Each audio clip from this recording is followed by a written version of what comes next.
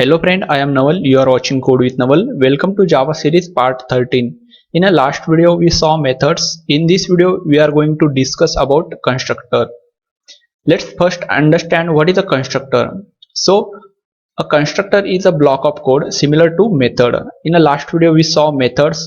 We use a method for write some logic, some block of codes. The same way we use a constructor for write a block of code.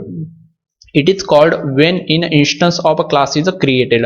When we create an instance, that means when we create an object means instance. When we create an object, that time constructor call.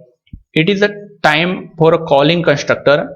Memory for object is allocated. When call constructor, then object allocate memory. When we create an object, that time call default constructor. Okay, in the last video we simply create an object but we didn't define any constructor. In that case, internally call default constructor. Okay, here we can see there are certain rules for create a constructor. The first rule is the constructor name and class name should be same. Then second rule is the constructor able to take parameters. So that means we can create a different constructor for a different parameter. Then third rule is the constructor not allow return type. In the last video we simply return value, we return result, but here constructor don't allow return value. Then how many types of constructor? The first one is a default constructor. When we create an object, that time if we don't define any constructor, that time call default constructor. Then second one is a user defined constructor.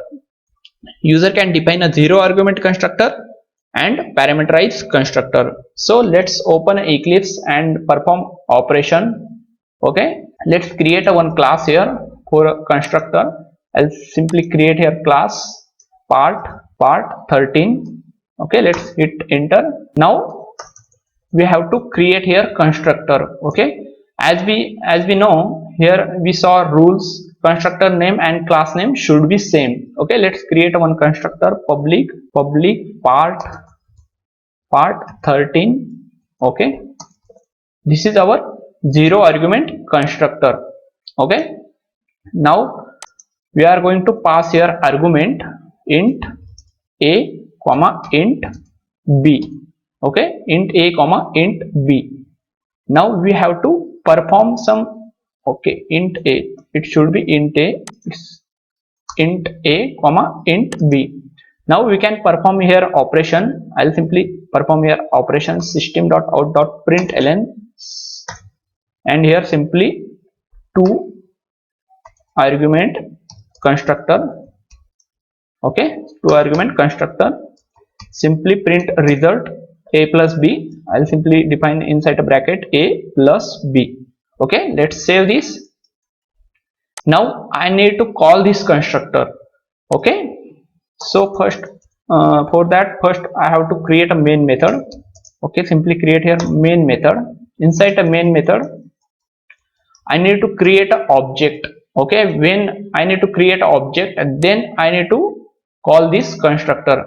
Okay, let's consider one more. I'll add here one more method, simple instance method. I'll simply define here public void add. Okay, this small method add, and I'll not pass any argument. I'll simply print here adding. Okay, simply print here adding. Now I need to call this method.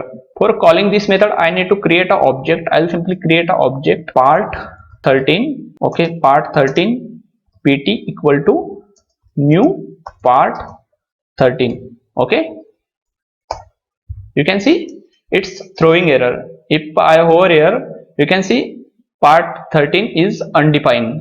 Okay, why it's undefined?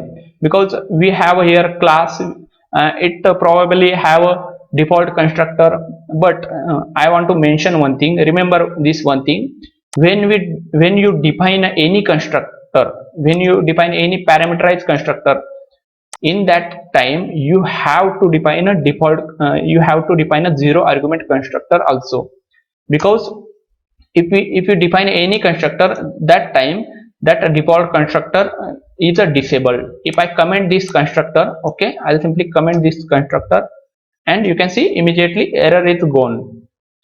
But if I uncomment this code, immediately error throw. If we define any parameterized constructor, in that time we have to define a zero argument constructor also.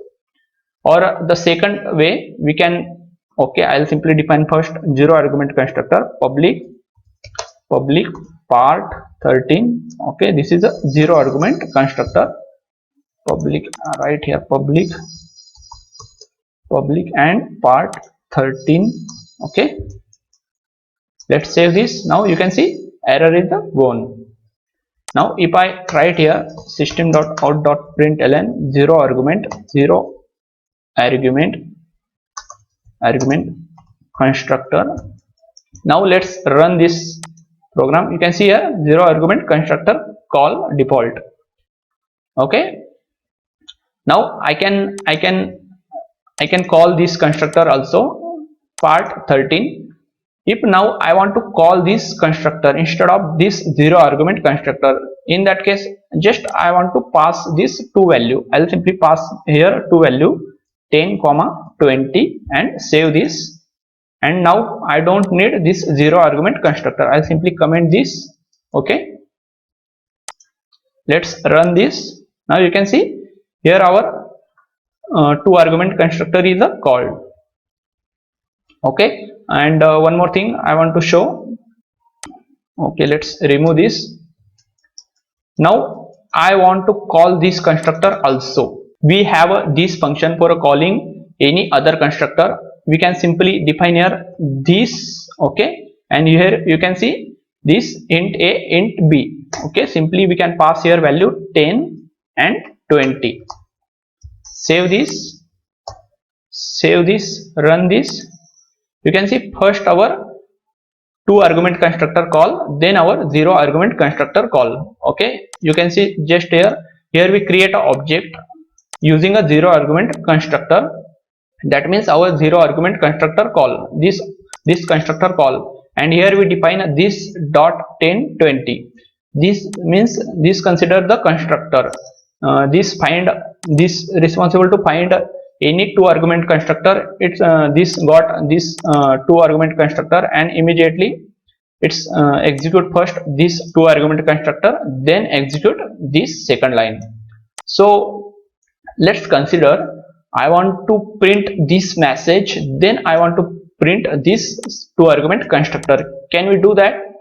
Okay, let's try. Let's copy this function. Okay, I'll simply copy this function or cut this function and paste after this line.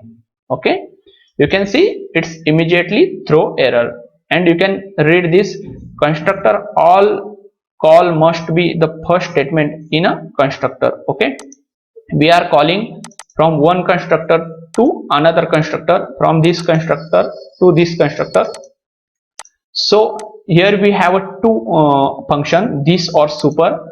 Those two functions should be first line. Okay, we can't define this function in a second line or third line.